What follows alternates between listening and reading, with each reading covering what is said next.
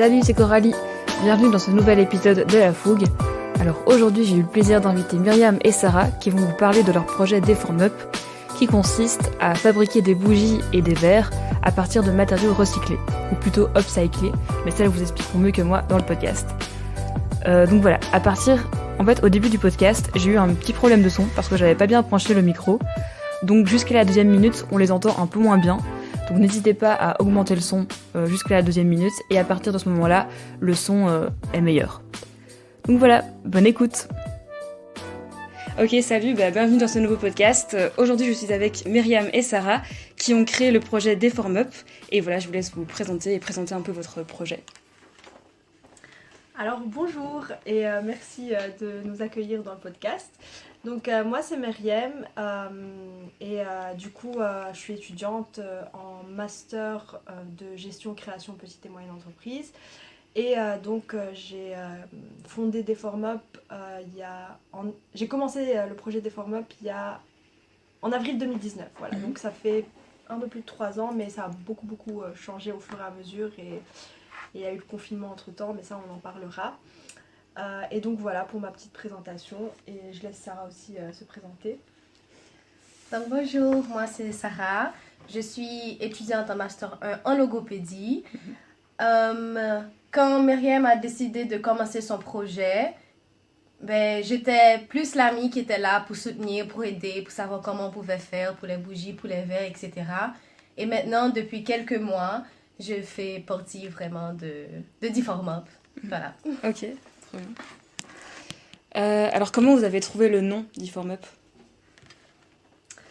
Alors, en gros, en fait, avant que Sarah rejoigne le projet, j'étais avec quelqu'un d'autre qui s'appelle Thomas et qui a dû partir pour des raisons personnelles. Et de base, ça s'appelait Verart parce que c'était vraiment concentré sur le verre et la réutilisation de bouteilles de vin qui sont pas consignées d'ailleurs. Et du coup, on s'est rendu compte que Verart c'était pas ouf, genre ça sonnait pas très bien. Et on a beaucoup réfléchi. Ok, c'est bon. Ah, voilà. Et du coup, on a beaucoup réfléchi, on a discuté, on a rencontré un expert en images de marque, je crois, qui nous avait aidés. Et du coup, finalement, on est arrivé à Deform Up. Pourquoi ? C'est pour déformer, pour upcycler, parce que l'upcycling, c'est partie intégrante de notre idée, de notre business model et de comment ça fonctionne, et déformer pour le fait de déformer des objets du quotidien et les transformer en les upcyclant. Donc ça rejoignait un peu tout ce que le projet, en quoi le projet consiste concrètement, et ça résume bien les choses. Donc voilà. Ok, est-ce que tu veux rajouter ? Non ? Ok, parfait. Alors comment vous fabriquez vos produits ? Quels matériaux vous utilisez ? Et combien de temps ça prend plus ou moins ? Alors, pour mettre dans le contexte déjà du projet, donc Deform Up, c'est une initiative qui vise un peu à mettre l'artisanat au cœur de l'économie circulaire. Donc l'idée, c'est d'avoir des produits qui sont artisanaux, upcyclés et fabriqués en Belgique. Et on a décidé que ce serait une marque de décoration avec des objets qui soient design mais sans les dénaturer. Et donc avec quels matériaux on travaille ? Donc de base, au tout début et jusqu'à maintenant, on travaille beaucoup avec des bouteilles non consignées. Donc c'est des bouteilles de vin, des bouteilles de bière non consignées aussi, même d'alcool fort en fonction de la bouteille. Et on les récupère dans des bars et restaurants à Louvain-la-Neuve. Ensuite, on les retravaille artisanalement, donc on les coupe, on les ponce, on les polit pour en faire des verres, des récipients à bougies et des récipients à bougies pour les bougies parfumées. Et on a aussi sorti une autre gamme de produits par la suite, qui est des bougies décoratives non parfumées, qui sont faites à partir de cire recyclée. Donc en fait, on récupère les restes des cierges d'église. Quand on les brûle, il y a toujours des petits restes qui sont jetés en général. Donc nous, on les récupère et on les refond pour ensuite en faire des bougies décoratives colorées. Et voilà, donc pour l'instant les deux matériaux c'est vraiment le verre et les restes de cierge. Et pour le reste en fait on utilise évidemment d'autres matériaux dans notre process, genre que ce soit pour le packaging, pour Enfin, pour le reste des bougies, des mèches, etc. Par contre, on fait vraiment super attention à ce que ça reste un maximum local. Dans le sens où, pour nos bougies parfumées, et ça on en parlera aussi avec tous les tests qu'on a fait, on voulait utiliser la cire recyclée dans les bougies parfumées, mais ça fonctionnait pas, parce que le parfum se diffusait pas bien, que ça avait quand même une odeur forte.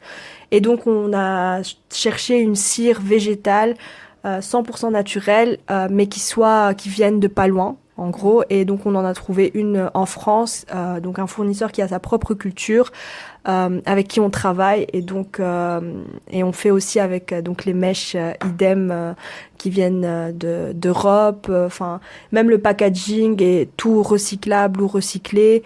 Donc on essaie vraiment d'avoir un max, mais en fait disons qu'on veut pas trop mettre en avant ça parce qu'on trouve que ça coule de source de faire attention à tout ça. Mais en tout cas, voilà, tous les matériaux qu'on utilise, toutes les origines sont en général référencées sur le site et précisées sur chaque produit. Comme ça, c'est transparent. Et s'il y a des trucs ajoutés ou quoi, on le dit clairement, voilà. Et c'est compliqué d'être à 100% parfait, mais en tout cas, on fait notre max à ce niveau-là. Okay. Donc voilà, j'espère que j'ai été claire. Combien de temps ça prend plus ou moins la préparation d'une bougie ou d'un verre Ça dépend des produits. Alors, en fait, c'est ça qui est un peu compliqué chez nous et c'est pour ça qu'on hésite à être en monoproduit maintenant et à se concentrer sur un seul, parce que le temps de production varie. Donc, pour des verres, un verre nous prend à peu près 6 minutes rien qu'à la production. Ensuite, il y a tout le côté enlever les étiquettes, laver, emballer, etc. Vérifier, il y a beaucoup de ratés souvent. Donc voilà, il faut repasser dessus et tout. Donc un verre, c'est à peu près en tout, je dirais 9 minutes, juste le verre. Pour la bougie parfumée, par exemple, il faut rajouter la partie où on coule la bougie. Et ça... Ouais, où on doit laisser refroidir pour mettre le parfum, pour faire ceci. Donc je pense quand même que pour la bougie, ça prend beaucoup plus de temps, avec toutes les étapes qu'on a à faire, quoi. Rien que pour laisser la bougie curer, donc après avoir coulé la bougie... je pense que ça prend facilement 20 minutes, mais on peut en faire plusieurs en même temps, mais même, il faut, ça prend environ 20 minutes, mais il faut aussi laisser curer la bougie au moins 4 jours, 3-4 jours, et ça, parfois, il y a des petits ratés, et donc c'est un peu la déception, mais en tout cas, voilà, ça prend quand même du temps, et pour les bougies moulées, c'est en général... 20-30 minutes, 30 minutes, mais il faut laisser aussi Vous curer. avez une seule machine pour fabriquer tous alors, ça dépend des produits.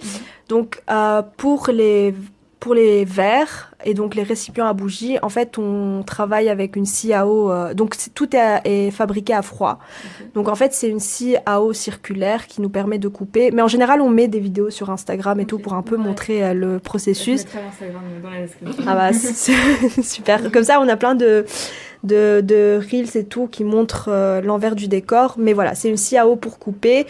Et ensuite, pour poncer, c'est à peu près 4 disques différents avec un grammage différent pour bien poncer le verre et le rendre brillant à la fin après avoir poncé.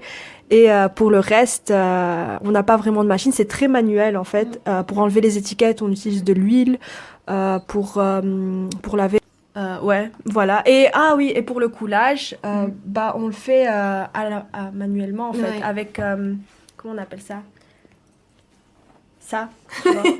C'est comme une grosse casserole spéciale pour les bougies, pour couler du coup. Voilà, un grand récipient où on coule. Et évidemment, il y a un thermomètre, machin, on doit faire attention et tout.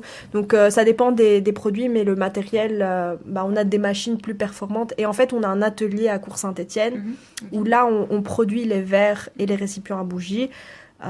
Et le reste, on le fait un peu à la maison, genre discuter. Surtout faire les bougies, on le fait ici. Et oui, toutes les réunions et tout, ça dépend. Mais on le fait beaucoup à l'incubateur aussi. Mais toi, t'as jamais encore été à l'incubateur. Non, mais voilà, en général, on fait aussi des réunions à l'incubateur. Est-ce que vous êtes dans le financement de vos machines pour fabriquer ou... Oui, nous, en fait, on a reçu... donc, on a eu 3 bourses. Donc, il y avait la Fondation pour les générations futures. Donc, c'est une bourse de prototypage. qui nous a permis notamment de financer les parfums et les machines. On a eu une bourse de la Fondation Louvain qui nous a aussi aidé à financer le reste des parfums et aussi des fonds de roulement pour les loyers, etc. Et on a eu une bourse de l'incubateur qui nous a aussi aidé au tout début pour acheter les premières machines qu'on utilisait. Donc la plupart, c'était des subsides qu'on a eus et puis le reste, c'est notre poche qu'on prend. Donc voilà. Trop bien. Alors, donc du coup, j'ai vu sur votre Instagram que c'était important de trouver le sens dans votre projet. Et selon vous, est-ce que c'est important de trouver du sens dans chaque projet qu'on lance? Pourquoi et comment vous avez trouvé le sens de votre projet? C'est une question... Oui, alors, avoir du sens dans son projet, je pense quand même que c'est très important. D'autant plus que, surtout dans une aventure, entre guillemets, ou dans une expérience comme celle-ci, d'entreprendre, on n'a pas des résultats, surtout des résultats financiers et tout, rapidement. Ça prend du temps. On va travailler beaucoup, mais sans avoir de retour sur investissement, entre guillemets. Et du coup, il faut vraiment être, je pense, passionné pour avancer et continuer. Moi, je vais parler de moi-même et après, si tu veux, tu peux dire le sens que tu as par rapport à ce projet-ci. Mais moi, personnellement, c'est que de un, je voulais pas suivre la voie des grosses entreprises. Enfin, je vais être diplômée en gestion et beaucoup commencent à travailler dans les grandes multinationales, etc. Ça m'intéressait pas et je voulais vraiment faire un petit projet, mais qui ait vraiment du sens et qui soit... qui me porte tout au long en tout cas au début de ma carrière. Donc il y avait ça aussi. Et puis au fur et à mesure, j'ai développé vraiment un intérêt pour l'économie circulaire.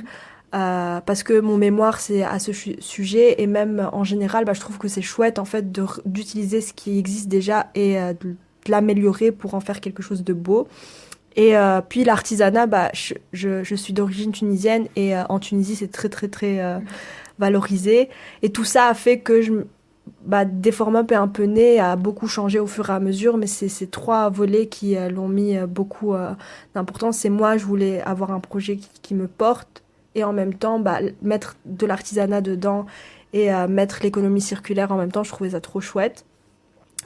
Maintenant, au fur et à mesure, j'ai aussi développé une passion pour les bougies. Enfin, je trouve ça hyper intéressant en fait, et surtout qu'il y a beaucoup d'idées reçues, d'incompréhension, que les gens oublient que c'est quand même un art au final, parce que la bougie, ça dépend en fait, mais ça change beaucoup en fonction de la cire que tu utilises, en fonction des mèches, en fonction de beaucoup de choses.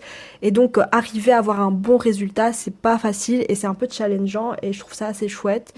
Et voilà. Et enfin, le dernier truc, c'est aussi le fait d'être créatif et de toujours créer et de réfléchir à plein de trucs. Je trouve ça aussi trop bien, quoi. Donc voilà. Moi, de mon côté, ce qui m'a toujours impressionnée avec le Deformup, puisque je suis venue quand même pas mal de temps après, c'était surtout le niveau de la créativité, le niveau créatif, quoi. Donc, on a une bouteille de vin de base que nous, on a l'habitude, on va la jeter. Donc là, c'est se dire, non, ok, maintenant, on va couper, on va créer des verres. Maintenant, on peut avoir des verres. Ah, ça serait bien, on peut avoir maintenant des bougies. Après, il y a des bougies. Après, il y a des vases. Donc, il y a tellement de trucs qui peuvent venir. Il y a tellement cet aspect créatif que je trouve vraiment top. Et aussi le côté artisanal. Je pense que nous toutes les deux, on est quand même des personnes assez artistiques, on aime dessiner, on aime peindre.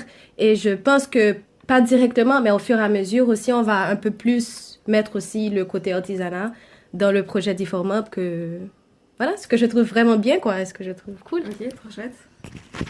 Alors j'ai vu sur le site que les bougies étaient upcyclées. Alors est-ce qu'il y a une différence entre le recyclage et l'upcycling Alors, très bonne question. La différence entre le recyclage et l'upcycling, c'est qu'en général, le recyclage est quand même assez énergivore, même si ça reste très très bien. Mais vaut mieux upcycler quand c'est possible, que de recycler. L'exemple tout bête, c'est que quand tu prends des bouteilles de vin, pour 1 kilo de verre, c'est à peu près 300 à 500 grammes de CO2 qui est dégagé. C'est des transports qui sont lourds, donc encore plus, c'est beaucoup d'eau qui est consommée, etc. Je veux dire, c'est toujours mieux de le recycler, mais si on peut le réutiliser, donc le truc, c'est que nous, quand on produit à froid, donc il n'y a pas beaucoup de chaleur qui est dégagée. C'est très, on utilise de l'eau qui est réutilisée plusieurs fois, disons. Ça, on est en train de le faire, mais calculer exactement nos quantités utilisées. Mais ce qu'on sait d'office, c'est que c'est beaucoup moins que si c'est recyclé. Et donc, voilà, l'upcycling, c'est vraiment très peu d'énergie consommée. Et plutôt détourner l'objet de son utilisation initiale plutôt que complètement le transformer pour en faire absolument... Donc, pas le faire fondre, mais plutôt trouver une façon de le couper, de le remanier pour que ça ait une autre utilisation. En général, l'upcycling qui va très très loin, c'est juste prendre un objet comme des boîtes de conserve, et alors tu en fais un pot de crayon ou quoi, c'est de l'upcycling. Voilà, transformer en autre chose sans vraiment dégager beaucoup d'énergie ou donc c'est en fait je sais pas si tu connais ça, mais il y a ce qu'on appelle la dynamique des 3 R. Donc, c'est réduire, réutiliser et ensuite recycler. Et donc, on te dit tout le temps, la première étape, c'est vraiment de diminuer un max sa consommation, donc d'éviter les trucs qui servent à rien. La deuxième, c'est de réutiliser, donc de trouver une manière, et ça, c'est l'upcycling. Et la troisième, c'est recycler, disons que c'est l'alternative finale dans le meilleur, dans ce cercle-là. Et du coup, nous, réduire, c'est un truc qu'on veut faire parce qu'on essaie de réduire quand même un maximum, mais on réutilise des bouteilles de base, c'est recyclé. Nous, on met une case plus haut et on se dit, ok, on va les upcycler. Pour l'instant, le haut des bouteilles, c'est toujours recyclé, mais plus tard, on veut en faire des lampes éventuellement, et donc là, à ce moment-là, ce sera 100% réutilisé. Mais on commence petit à petit, quoi. Donc voilà. Trop bien. Non, ça va. Ok. Alors, quels sont les produits qui se vendent le mieux dans votre boutique ? Ah ouais. Donc, c'est quel produit ? Du coup, ouais, c'est les bougies à bulles. Donc, c'est des bougies avec des petites boules qui sont pas mal parties à Noël. Mais en fait, aussi, ce qui se passe, c'est que nous, en ce moment, on touche beaucoup d'étudiants et c'est plus dans leur gamme de prix, en fait, les bougies comme ça. Oui, c'est ceux-là. Et puis, il y a les verres Lola, je crois. Ouais. Les verres Lola, donc c'est les verres, tu vois la couleur verte là. Donc c'est des verres c'est des bouteilles de vin, je crois que c'est du rouge ça. C'est des bouteilles de vin rouge coupées et ça fait un lot de 4 verres. Ça, c'est ce qui est le plus parti. Et puis, ce qui est un peu compliqué de dire ce qui part le plus ou moins, parce que aussi les verres, par exemple, on en sort plein de modèles différents. Genre, on n'a pas toujours les mêmes modèles, c'est en stock limité, quoi. Ouais. Donc, il y en a qui sont partis, mais on en a vendu une seule série. Donc, mais en général, oui, c'est les verres et les bougies bulles qui partent. Ah, et Donna aussi, la bougie, la femme. Et on a une bougie à buste de femme que tout le monde demande en général, mais je la mets pas encore sur le site pour plusieurs raisons. On peut en parler. Tu veux en parler ? Non, mais en gros, en fait, disons que j'ai pas envie de mettre Donna. Je la vends en exclusivité à mes copines quand elles me le demandent. En général, c'est des amis qui demandent. Ah non, il y a même des garçons, enfin des mecs qui ont acheté. Mais ça me dérange qu'il y ait un seul type de corps, en fait. Et du coup, surtout que c'est un corps un peu, très... parfait, quoi. Ouais, idéalisé, voilà. Et du coup, j'attends quand même d'avoir plusieurs modèles de corps différents pour la mettre, parce que surtout, ça rejoint pas du tout mes valeurs de mettre un seul type de corps. Et c'est pour ça que j'ai mis un pack pour la Saint-Valentin où il y a 2... parce que voilà, les gens les voulaient quand même et tout, mais j'ai pas du tout mis tous les modèles en ligne et je crois même, j'hésite à la supprimer complètement, mais je réfléchis, voilà. Soit je sors plusieurs, soit je supprime complètement du site, mais ça on va y penser, quoi. Ouais, donc voilà. Ok. Alors, vous en avez peut-être déjà un peu parlé, mais comment vous avez rejoint l'incubateur ? Alors, tu as de la chance, parce que moi, en fait, ça fait 3 ans que je suis à l'incubateur et je travaille aussi en job étudiant là-bas. Et du coup, là, je suis en année d'alumni, donc d'ancienne. Normalement, j'ai pas accès aux workshops, etc. Et d'ailleurs, je peux en parler, expliquer un peu. Je sais pas si tes auditeurs et auditrices connaissent l'incubateur. J'en ai déjà un peu parlé avec MyGreen, donc Sacha Oui, de Sacha. MyGreen, mais voilà, on n'a pas trop non plus développé. Alors, en gros, l'incubateur, c'est une structure d'accompagnement à la création d'entreprises destinée aux jeunes étudiants ou diplômés du Brabant wallon. Donc, à partir du moment où tu as même une idée de projet à développer, de start-up, etc., tu peux tout à fait être accompagné gratuitement. Et donc, tu as vraiment une structure qui est très complète. Donc, tu as tout d'abord 4 services. Tu as un coaching personnel, donc un coach qui t'est assigné, que tu vois régulièrement pour discuter, te challenger, etc.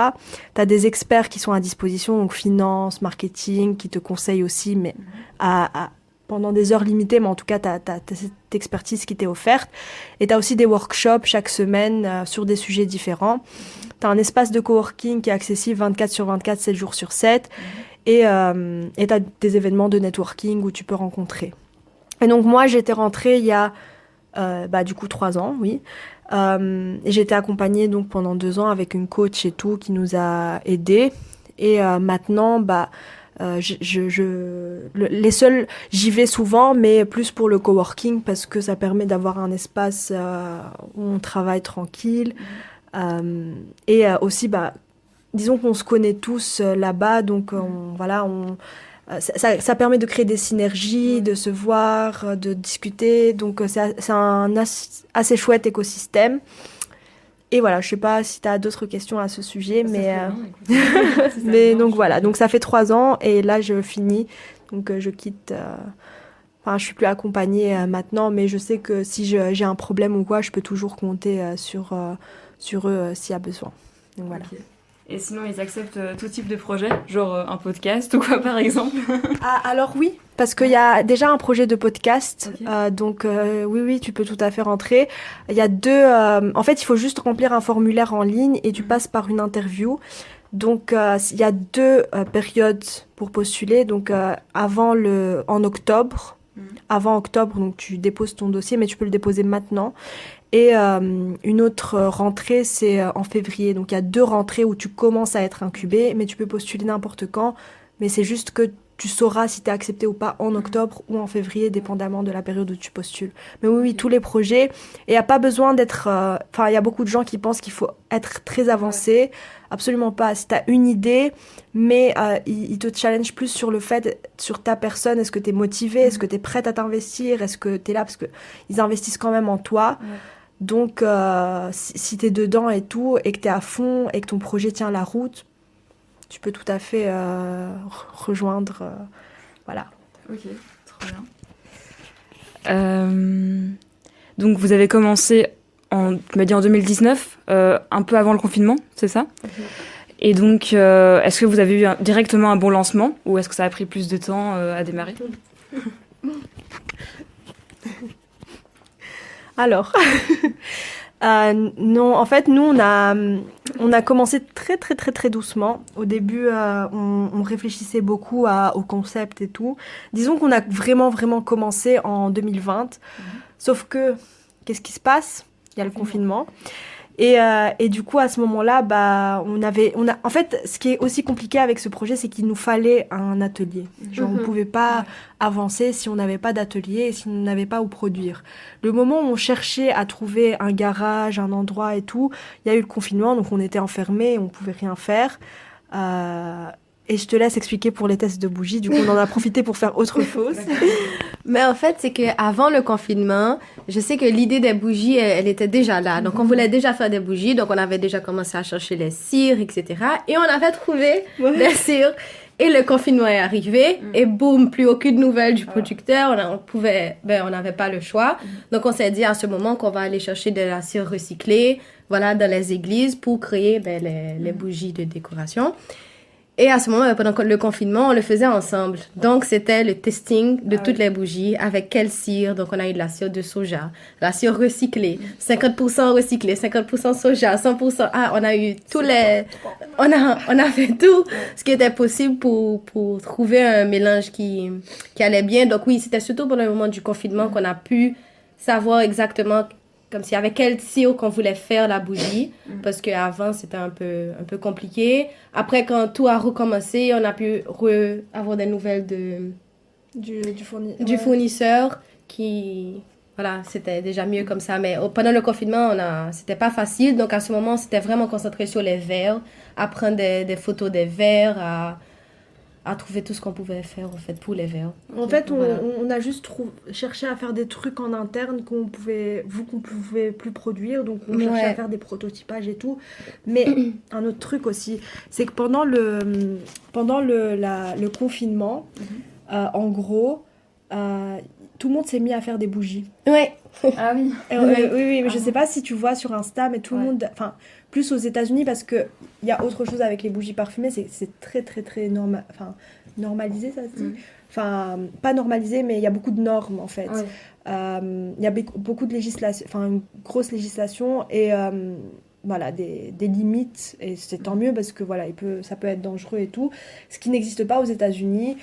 Donc, je voyais tous les small business sur Insta et tout, c'était des bougies, des bougies parfumées. Et donc, qu'est-ce qui se passe? Parce que du coup, il y avait une tendance, donc les gens aussi en Europe ont commencé à faire des bougies, mais pour eux-mêmes. Il y en a qui ont commencé à penser à sortir des marques. Rupture de stock de toutes les cires, de toutes les mèches, il n'y avait plus rien. Genre, c'était impossible, mais même et ce qui se passe, c'est que confinement, les cultures de cire végétale se sont arrêtées, donc il y avait plus de cire partout.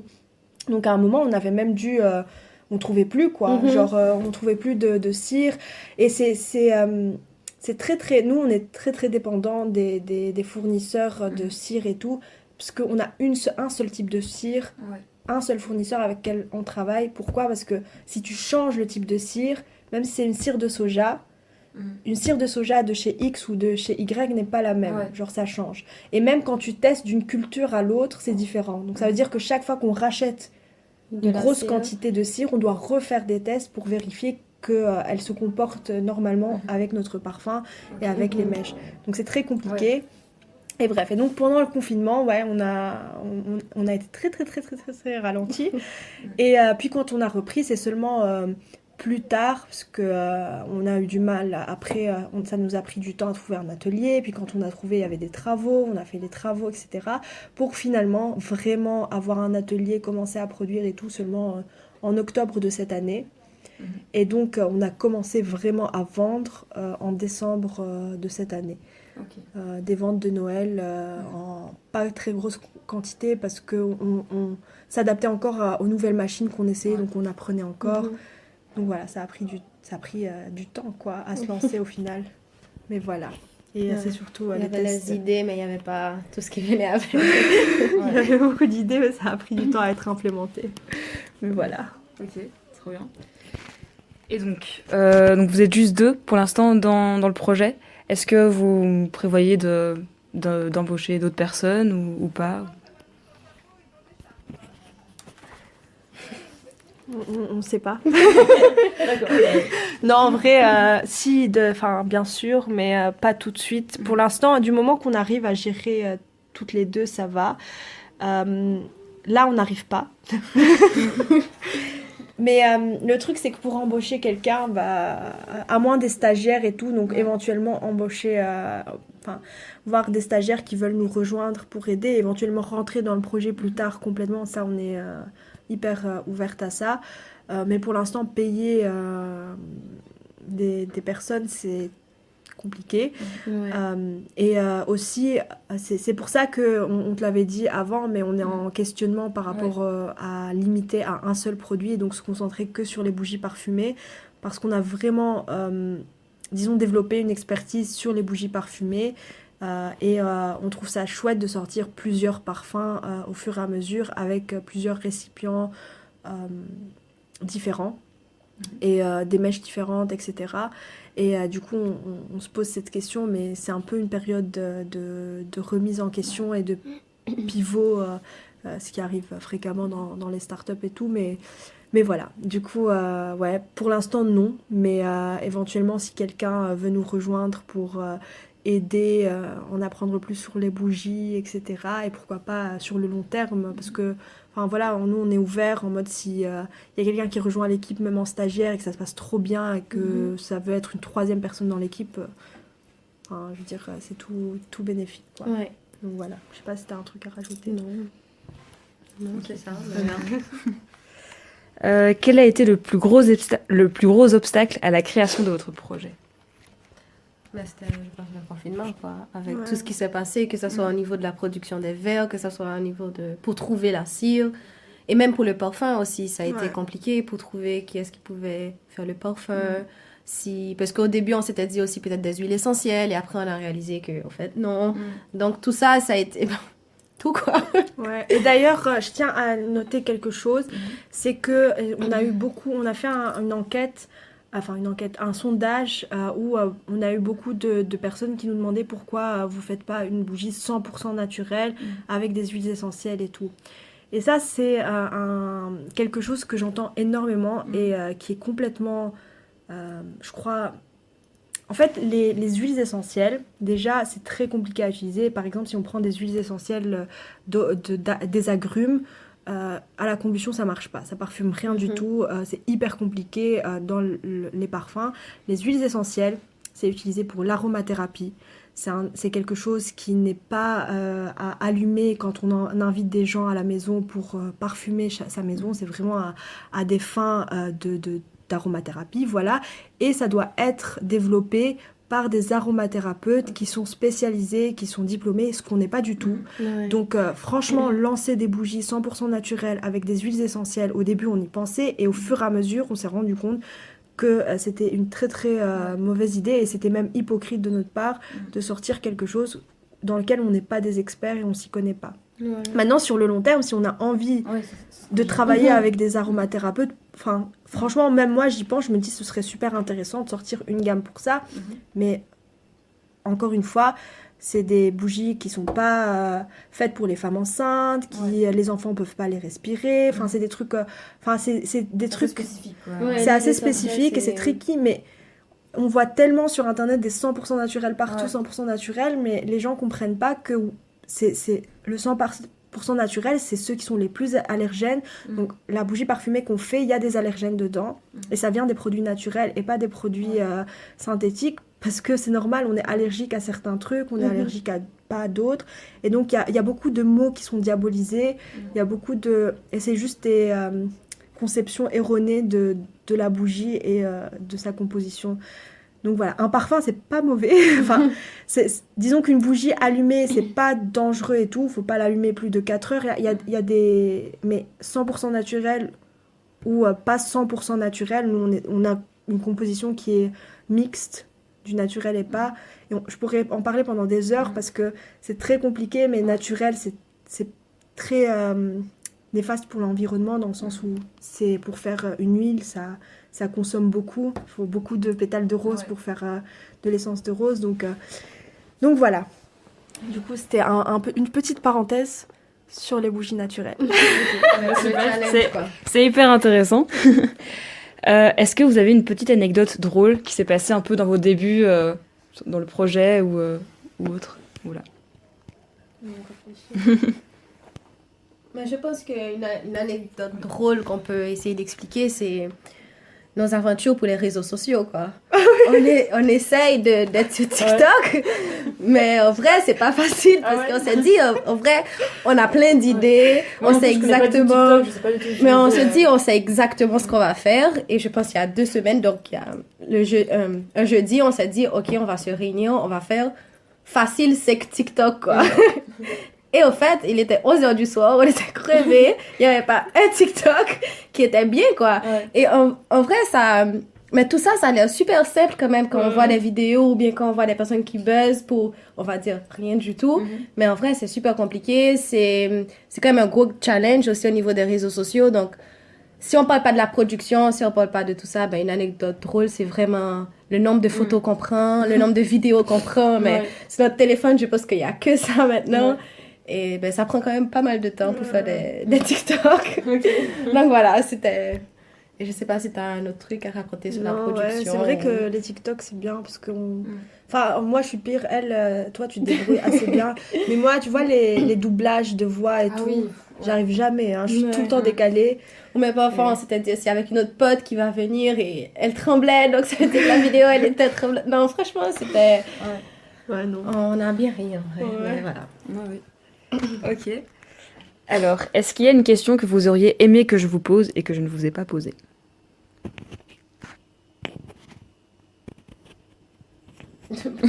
Si vous savez pas, c'est pas grave, non, on passe à la suivante. On a parlé de... Ouais, on a parlé de tout. C'est une bonne question, ça. Ouais. Mais, Ok. Bon, bah, on passe à la suivante, alors.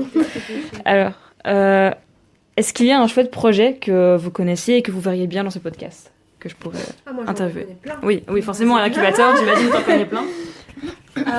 Alors, eSign, je sais pas si tu connais, c'est une application pour apprendre la langue des signes via une intelligence artificielle. Ils se sont lancés là sur Facebook et ils essaient de créer une communauté.